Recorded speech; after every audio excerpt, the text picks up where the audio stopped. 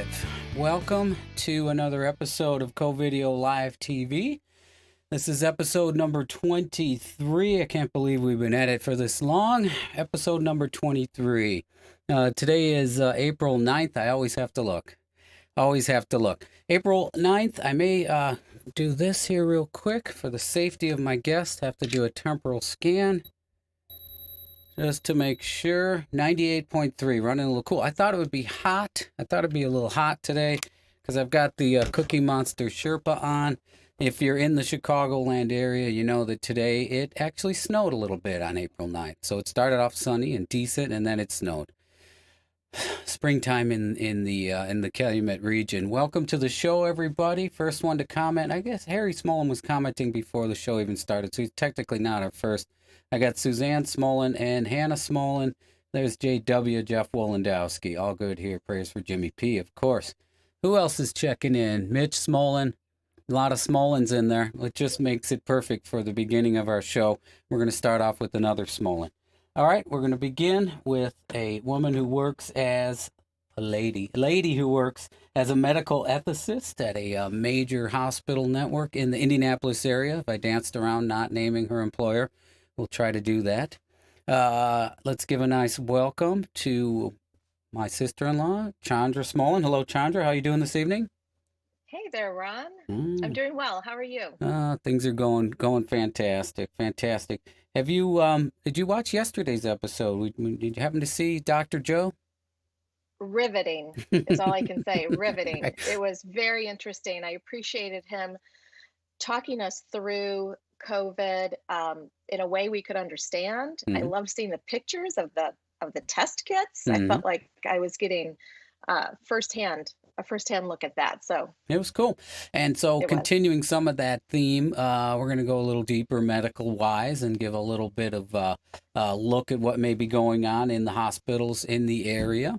You work as a medical ethicist. What exactly does a medical ethicist do?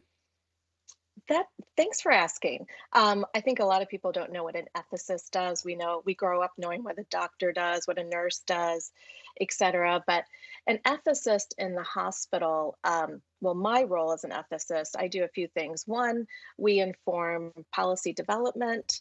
I oversee ethics committees. So each hospital has an ethics committee, which is made up of a multidisciplinary team of individuals like physicians, nurses, chaplains, social workers, et cetera, respiratory therapists.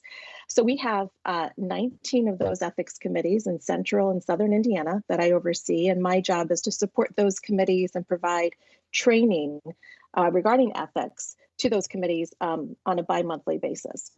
And then, of course, I do patient care consultations, and the goal of that is to really support the physician in providing good medicine while honoring and lifting up the patient's values and wishes so that those two can marry and provide a goal of care that's appropriate and that everyone can agree upon. Cool. And the reason that I had brought you on with that background was to talk a little bit about the current situation. It's in the name of the show, the CoVideo Live TV, the COVID-19 and its impact, the pandemic's impact on what hospitals are up to and the level at which you're involved in some of the decision making, actual and hypothesized, right? Correct. Right. So we have been immersed in COVID for the past, well, I just looked at my calendar in preparation for this call. I wanted to know how long have I been in pretty much COVID only meetings? And that has been 4 weeks tomorrow of COVID meetings, about 6 to 10 times a day. So we are enmeshed in COVID. As an ethicist, I am part of a larger healthcare system, a national healthcare system. So I have the benefit of having many ethicist colleagues, and we've been working together to build an ethical framework to help support the clinical decision making during this pandemic. So you talk about the decision making coming down to allocating of resources in a smart way, right? The allocating of resources, which would include many different things like, it starts with personal protection equipment, which you may have heard be called PPE, Which always makes me giggle. beds, Hmm. P- yeah, um, beds, one of our dearest resources, which is staffing. Hmm. Um, and then, of course, probably what causes the most anxiety for folks is ventilators, which include, the uh, machinery that goes with it, medications, staffing. So we have run across some resource allocation issues. Many people are aware that personal protection equipment is a scarce resource now, or not a scarce resource, but definitely guidelines have been put in place across the nation, across the world to try to stretch that resource as long as we can. I Hmm. know that you have had medical professionals on the show talking about, now instead of one mask per patient intervention, we're taking that mask, putting it in a paper bag, and that's our mask for the day. So yes, definitely. The resource allocation that we get involved with is more the planning piece of it. Right now, we are in good shape regarding our resources for the most part. We have a good staffing. We have PPE. We're in the yellow category, which is, we're not rolling in it, but we have enough to sustain us. Hmm. Our organization mentioned today they sent 3 planes to China to get supplies. So I'm assuming that may include some PPE. Drug shortages is something that they're looking at. But as an ethicist, we've been, you plan for the worst and you hope for the best. And so my job is to help provide those ethical frameworks in the event we do need to plan for a shortage of ventilators or other resources such as that. So we're hoping we don't get to that point. I was mentioning earlier to you that I watch Governor Cuomo's press briefings every day from New York because I feel as if what happens in New York might inform what happens in Indiana. And what I have seen is a flattening of that curve, that our physical distancing has made a difference, and we're seeing the results of that. Hmm. So I think that if we continue to do that in Indiana, I I like to use the term physical distancing rather than social Yeah, distancing you mentioned that earlier. because Hmm. because we need each other socially, and we can. And in this day and age, I mean, it's called social media, right? We know how to engage in a social way um, that is not in person. Hmm. So, Right. Can I just hit the pause button here sure. for a second and just review? We heard about it weeks ago, flattening the curve, and this is it in action. It is an effort to physically distance ourselves, and do everything that we can to control the spread of this virus, to reduce the demand on the healthcare system that you're presently involved in. So, a lot of Mhm. the modeling or decision making that you're talking about hopefully doesn't have to go to its worst possible case. We're not talking about worst case scenario implementations here. Things seem to be going well. People seem to be doing well with the social or physical distancing, but we need to keep it up. And in fact, that was something that your Andrew Cuomo, Andrew, is he the governor or is he the CNN guy? Yeah. The Mm, governor yeah. said that we need to continue, right? He was pleading with people to continue, that they seem to be doing okay, but you need to continue it until we have it better under control, right? Right. Absolutely.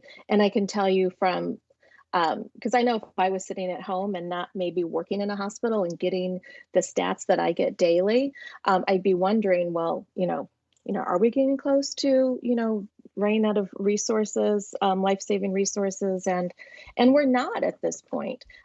We have more than half of our ventilators available in our hospital system. We have seen a steady rate of COVID positive patients. So we haven't seen a stark increase. And, I was looking today at our stats. We had 107 patients that were COVID positive that have discharged already. So they've been COVID positive, they've come inpatient, and they've gone home. So that's a positive thing to lift up, Mm-hmm. um, that the majority of the patients, they come in and they go home. Mm-hmm. And so So that social physical distancing is working. Right, and you seem to be prepared, going through these preparations and discussions with others. You mentioned that there is a lot of cooperation, maybe more than usual, amongst hospitals in the state of Indiana. Absolutely. So we are on calls with um, the the clinical directors, the ethicists of other health systems with all across Indiana and all across the nation, to be quite honest. We're all sharing best practices. Um, we are all we all are following the same sort of guidelines in the event we do have a resource shortage. Um, we all are, um, we know, especially in the state of, in the state of Indiana, um, if there is a shortage in one hospital system, we're absolutely going to go look at another hospital system, and we're communicating about how many resources we have Hmm. in the state as a whole. Hmm. And so that is something we did not normally do. So what's ours is yours, and what's yours is ours. And we're all in this together. So that teamwork, lifting up that teamwork, has just been a positive thing Yeah, during this I liked it. pandemic. That was good to hear the positive in that regard. Also, something that you mentioned a minute ago was that there are plenty of people who are coming into hospitals testing positive with symptoms and either being admitted briefly or not being admitted. I mean, it's bad. It can be Hmm. bad, but there are plenty of people who are recuperating and doing well after. Yeah, Right? yeah, But absolutely. you always hesitate to say that because you don't want people to be suddenly having rolling out the keg and having 30 people over, right? Just to celebrate and say Yeah. it's all over. There's still some way to go, and most models would indicate that the peak in Indiana won't be until maybe the middle of next week, within a week or so. Yes? Yeah, well, Central Indiana, I can speak to, is April 17th to the 19th. So next weekend Mm-hmm. is when they're expecting that surge. Mm-hmm. But then again, New York's models were showing a surge right around now, and they're actually seeing a decline. Mm-hmm. So, you had my husband as a guest earlier, and that's his bailiwick, right? Those models, Mm-hmm. and they can only build those models based on the information that they have. And so, this is which came first type situation. We are informing those models, and they can only predict to the best of their ability based on the information they have.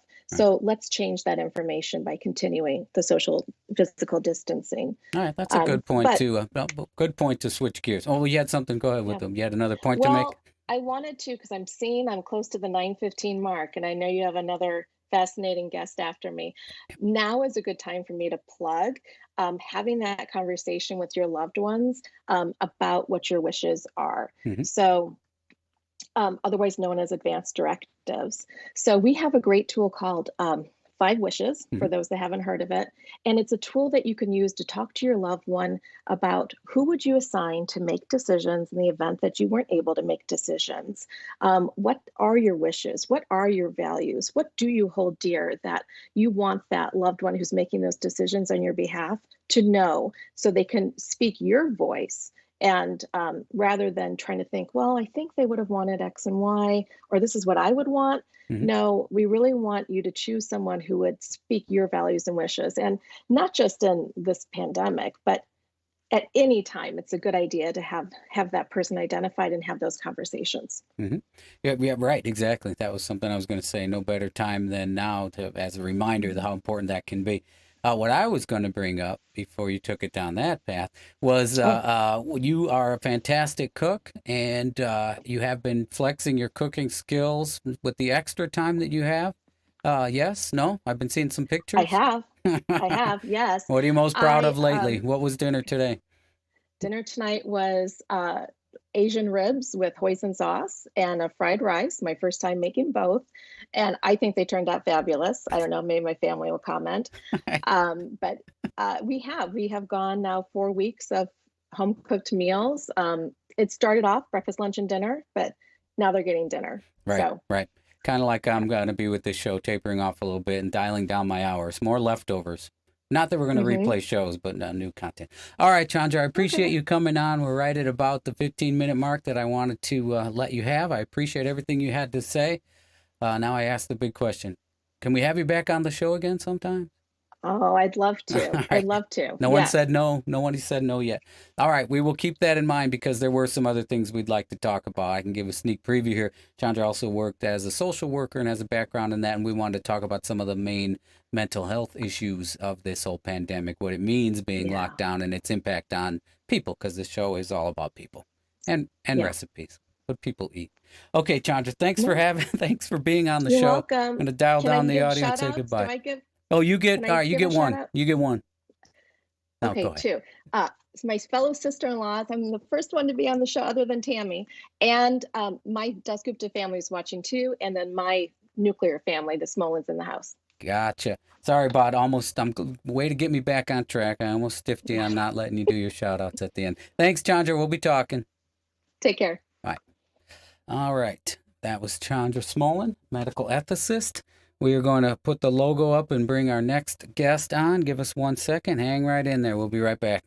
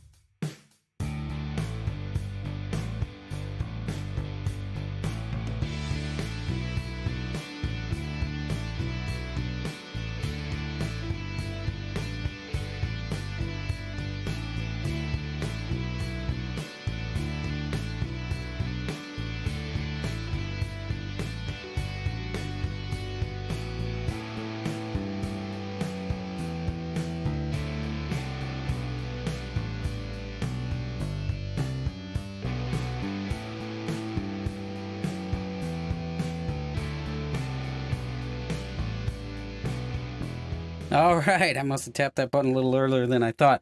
All right, there goes the music. You can hear me. You cannot hear my next guest. He's in the virtual green room.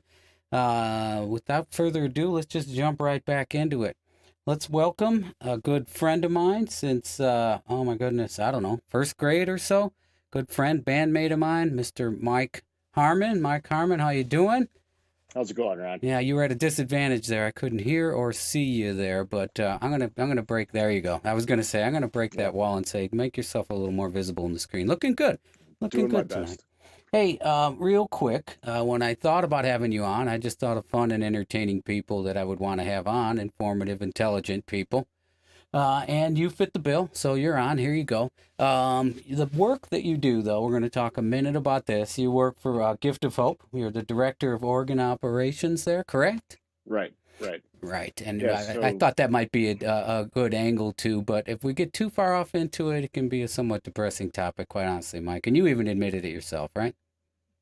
well, I want to stay positive in this in these difficult times, but there is a lot of positive stuff to talk about. And it's actually a good segue for your previous guest. Um, Gift of Hope is the organ and tissue donor network. So we're the federal agency that covers 180 hospitals in Illinois and Northwest Indiana, including Lake County. So our hometown and the surrounding area. And we recover organs from people who have died, who have made their wishes known to be organ donors, and we get people transplanted. So, you know, we were talking about your previous guest was talking about resource allocation, and obviously the work that we do is out in the hospitals, and transplant recipients are also in the hospital, and so trying to figure out in the midst of this COVID pandemic how to do that safely, and how to not sort of leave abandon these patients that are waiting for a life-saving transplant, has been like Chandra said, you know, something we've been working on for the last couple of months. I think we started screening donors on February 6th, you know, for symptoms of COVID, testing for COVID, that kind of thing. And the good news is that organ and tissue donation continues. It just so far this month, we've transplanted more than 25 people. These are people that were very sick. We're not going to leave the hospital without a transplant. But obviously, like your previous guest said, there's a lot of allocation of resources. The donation process is resource intensive. And especially in the current environment, to do that safely, our main goal is to not be an additional burden on those resources in the hospital, but to recognize, that time that we're taking up in the ICU or on a ventilator or in the operating room, has a benefit for many individuals. So it's sort of that balance and that trade-off that Chandra was talking about. How do you make the most of those resources? And so far it's going well, and a lot of positives. As Chandra said, the curves seem to be flattening. One of the models that your brother talked about that we've been paying a lot of attention to, the IHME model. They've actually reduced their projections for the total number of deaths in Illinois and Indiana. The physical distancing and all the other mitigation strategies seem to be working. So I mostly just want to be optimistic that the things that we're doing are working, and if all we have to do is stay 6 feet apart, and I think we can all handle it for a little bit longer. Right.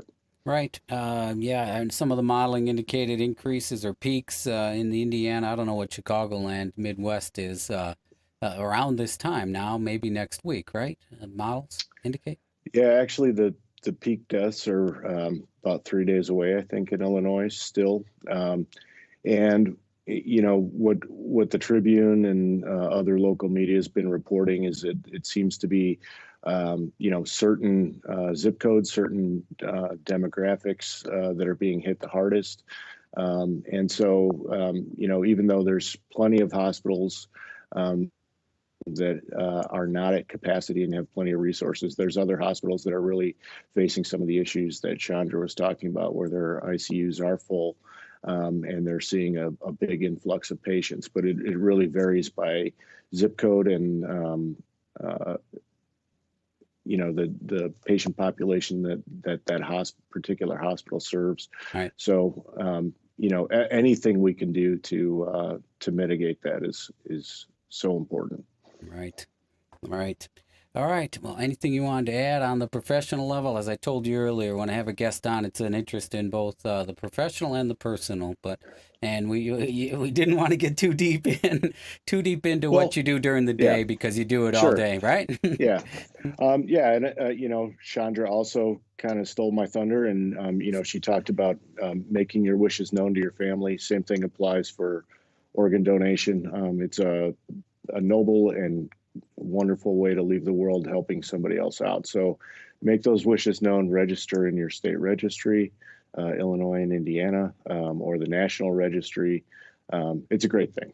So I agree. I am one. It's on my license. My family knows, and anything that's usable, go ahead with it.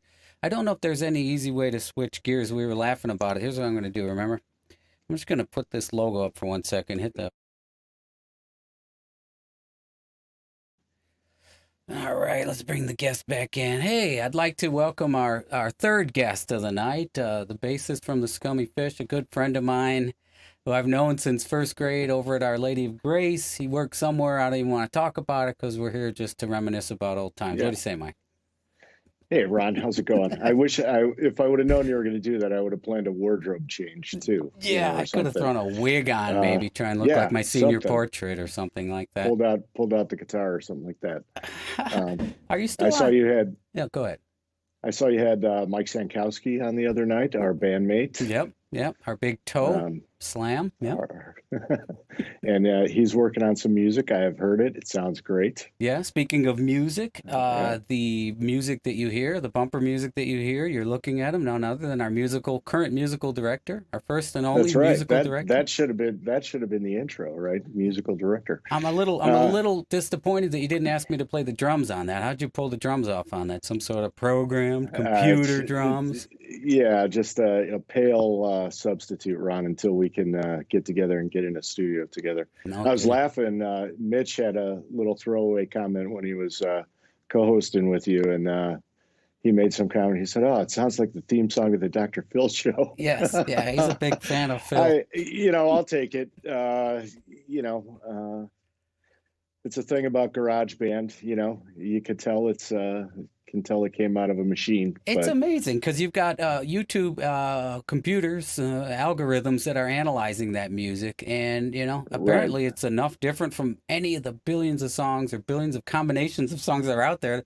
When I first played it, I was wondering if it was going to get stung as the Dr. Phil show or something. That should tell you something. Nobody else has hit on that combination in the 100 years of recorded music. So I don't know if that's a good thing or a bad thing. Real quick, what did you use to make that? I don't even know. I beat on real drums and put microphones near them if needed, but I'm not into this computer thing. What'd you use to put that whole thing together? I'm using both GarageBand and Logic. I'm pretty adept at the GarageBand. Logic is a pretty steep learning curve, but that's what Slam's working on, the new EP. That we're going to put out.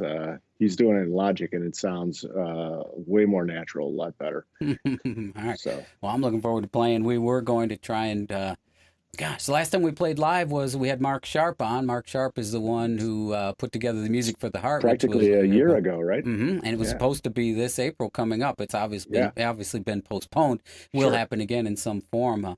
We were not planning on playing again at it. But who knows? Maybe if we get we 2 or weren't 3 invited practices. that I know of, anyways. I don't know what that says about our previous appearance, but it snowed. I remember a lot of people weren't able to make it out. It actually snowed. It was an impact. Torrential rain and snowstorm. Heavy snow in the middle of April again, like it snowed a little bit today. You're calling in from Chicago. Well, where are you now? It is not your living room. You do not have office furniture. I'm actually at my office. We are taking turns kind of coming in for the hands-on kind of stuff that needs to be done around here. So I'm essentially on this floor of the building. I am 100% alone. So social and physical distance to the max. Somebody, Duty Ethics. I don't know who Duty Ethics is. Says theme song needs more harmonica and cowbell. I'm with the cowbell. Always on the percussion. Always on the percussion. All right. Well, I'll work on it. I think a breathy instrument like the harmonica would be appropriate in co-video theme song. Sure. Right? Yeah, we'll get Neil Florek to that might be him, actually. As I'm looking at the comments, my good friend Marty Lucas, hello Marty, just joined. We'll watch the recast. Yeah, you better. Darn well better. We had a excellent guest on earlier. And my good friend Mike Harmon, if you're just joining us, Marty. All right. What else? You been playing music at all? You been practicing the bass or learning another instrument or what? Well, I'll tell you what, when you've referenced it a couple of times on the show that there was another potential reunion of the band farther ahead this year. And after our experience last year of getting caught flat-footed, I do have my bass guitar in the living room, and I pick it up and I'm trying to keep playing just so that if you spring something on us, we're ready to go. Do you keep one there in the locker? I thought you were going to pull one out from one of those storage compartments behind you there. I think I should start doing that. I should have one under the desk or something. Real quick before we take off, are the overhead downtime. bins full? Do we need to just check all baggage at this point or no? The overhead bins are full, Ron. That's what I thought. So that's what I thought. It's $25 if you brought your own bag. Excellent. Have you been cooking? Do you cook, or are you just catching any drive-through between? No, but Oak Brook. I want to second a little plug. You had Larry Gorsuch on, and he talked about the home run in pizza, and I got to second that. Home run in pizza, frozen pizza. If you got to do a frozen pizza, home run in is the way to go. We're gonna have to bring Larry Gorsuch back on. I like to doll it up a little bit. Put a little drizzle a little olive oil on it, some fresh Parmesan cheese. It makes it elevates it a little bit. Wow. It's got a nice buttery crust, Ron. Is that allowed? I just wanted to say buttery crust. But, that was the first band you were in till we stole you away to start the Scummy Fish. I remember. Right. I talked to in the midst of all this pandemic stuff, looking at the Facebook and seeing some people reconnecting somewhat with them. See a lot of our OLG classmates, class of 1982. I was actually thinking of putting together a small group possibly and getting them on. You keep in touch with anybody? Have you seen anybody from back in Highland days? not from the Highland days, more high school stuff. Right. But Right. Right. You remember the one party where Rich Van Hees drove up the driveway and ran into the garage? no, I don't. I only mention it because it was on it was on it was on Facebook today. Oh, is there video of it, No, or there's no video. or maybe a reenactment? That No, would be no. kind of cool. Perhaps we could. I don't know. But Maybe maybe that's something to do in our there's something a little sad about guys in their 50s playing rock and roll, but maybe we could do just reenactments of the things we used to do when we were young and adventurous. If the car is heading for the garage, I don't want to be known as a garage band. Can we be somewhere in the front yard? Sure. Guy Crundwell's checking in, Mike. You remember that name? Oh yeah, Life in the great, Future. man. Yes, Yeah, yes. that guy's great. I know. Guy Crunwell. I'm trying to think of the name of the band he was in, but he had a song called, I think it was his band that had a song called Biology. One of the best indie songs from that era, and he's an incredible musician too. He was involved in, if I remember correctly, that collective that Slam put together with Rick Carr, who you had on. Mm-hmm. Box set Authentic, Right, which was assembled done remotely, right? Right, socially all distant collaboration. Yeah, right, right. We were thinking of bringing in some music in here too. Maybe I'm letting the cat out of the bag, but what the heck? Thinking of doing some musical. I'm not going to put you on the spot and make you pull something, pull a harmonic out. Well, I've been recruiting for you. I've talked to some of our musician friends, and I've floated the idea, and they're ready to roll. Yeah, it's coming. It's coming. Yeah. The Velmas, Guy Crunwell. The Velmas, yes. Thank you, Guy. All right, I don't know when he'll see that. We're getting about a 30-second delay. It's an little bit of inside info for you. All right, anybody that you want to say hello to? We ran a little long with Chandra, but anybody you want to say hello or mention? Anything you're plugging? Anything I'm plugging? Well, let me give you a couple of, isolation activities. I've been doing a sort of an album listening party every night. And last night I listened to an album I hadn't heard in 20 years. It's called The Beta Band, the 3 EPs.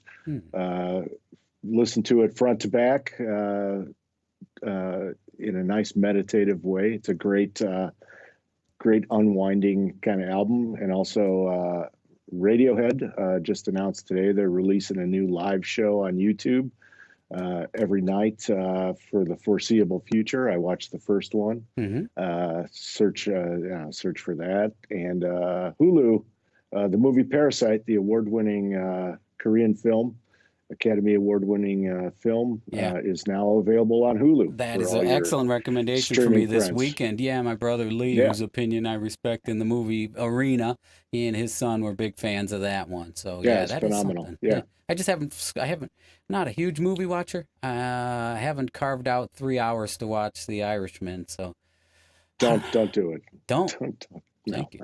I don't recommend it. No. Quick question for you, though. I'm going to avoid toilet paper. Somebody said, stop talking about toilet paper. You seen that Tiger Lily thing or the Tiger Kid or whatever the hell it is? No, I refuse to watch it just because it's too popular. Mike, you haven't changed a bit. I'm not going to watch it. But I do want to talk about toilet paper, Ron, because, I've been on the hunt like everyone else. I was down to my last couple of rolls and, I went to the Target store last weekend was my daughter's birthday. And so that Friday I went to the Target store to just pick up a little something to cheer her up a little bit. And, I was walking around the sporting good toy aisle, and there in the middle of the sporting goods section was a giant 16-pack of Charmin. And so I looked around. I thought it was Candid Camera or something. I thought there was going to be a bear trap or, one of those Burmese string tiger attached traps to or it. something. Yeah, right. Yeah. So I grabbed it and I'm walking through the store and some guy came up to me and he's like, hey, where'd you find that? And I said in the sporting goods section, and he gave me the stink eye like I was messing with him. But really, I just completely lucked out. I don't know why it was there. It was Kismet, karma, whatever it was. But now I'm set for a while. So if any of the viewers, if you get in a pinch, let Ronnie know, and I'll spot you spot you a few squares. Or or Yeah. check the sporting goods section of your Or local check big box just store. Yeah. that You could be never a know. tip. You That's my never know. tip of the day. I wonder Yeah. how that went down. If somebody said we can only get one, just drop it. I Maybe. guess. I don't know. Yeah, or maybe one of the employees hit it there to take it home later. I don't know. I like the idea of it being rigged with something and blown up into I a know. million I pieces of know. confetti, That'd be and a then the good clown that'd be a jumps out good or something. that'd be a good meme actually, Ron. We got to do some some of these B-roll pre-packaged what do they call them in the biz? I'm hardly in it. Pre-packaged stuff. Man on the Pre-recorded street content. kind I of know. pre-recorded I know. content. Anytime. If anybody So, wants to put a little something together, this would be a good opportunity to email it off to us at covideolivetv@gmail.com. That's uh-huh. a no punctuation. covideolivetv@gmail.com. I'd like to thank our current acting marketing director, Mitchell Smolin, my son, There you who go. put that Yeah. together. He's also got an Instagram set up. I'm not positive what the name of it is. We don't have anything on it quite yet, but I guess it's something that you I have gotta, to do. he's building that resume. He's making the most of this time. He's going to come out of this an entrepreneur. That's great. Yeah, resume. Marketing Yeah. director for Co-Video Live TV, Fortnite expert, minimum 12 hours per day. These are the kind of things employers are looking for, aren't they? Right. All right. It is. All Yeah. right. We could go on and on. Maybe we'll carry this We on could. off camera. I'd like to have you back on sometime. Would you be willing to join us one more time? Well, since you already loaded that question and said that no one has said no so far, I'm going to say yes. Oh, I thought you were going to be Uh, the first one just to be No, different or that would obtuse. be hilarious, but I'm going to say yes. All Yeah, right. absolutely. All Anything right. for you, Ron. We've run a little bit over, but I just want to let you know I'm watching the live viewer counts, and I just don't want to deflate you. It's holding solid. We haven't lost Yeah. any yet. Yeah, well, I feel sorry for all those people. Hey, but I do want to one last shout out. Yes. You asked me if I wanted to shout out to anybody. I just want to say hi to all the guests you've had on previous that I know, some that I have not seen for many years. Mhm. So hello to all of those people. And I told you in private that my favorite guest so far was your mom.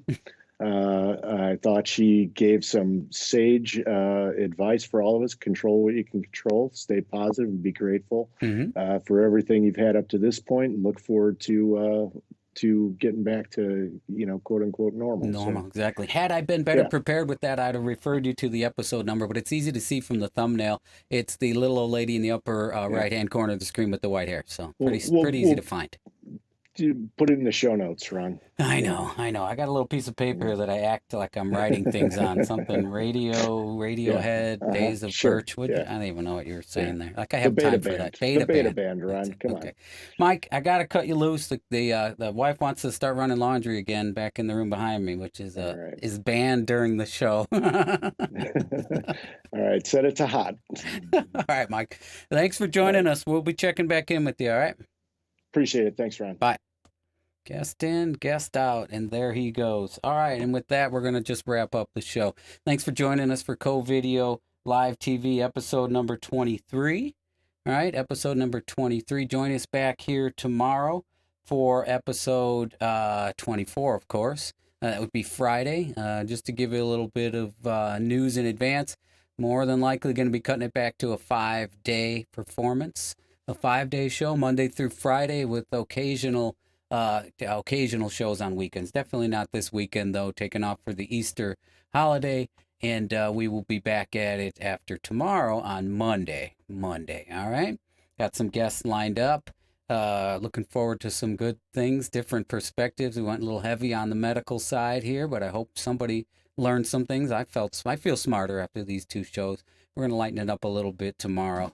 Hopefully you can join us tomorrow, 8 p.m. Central Time on Co-Video Live TV right here on YouTube. Thanks for joining us. See you later.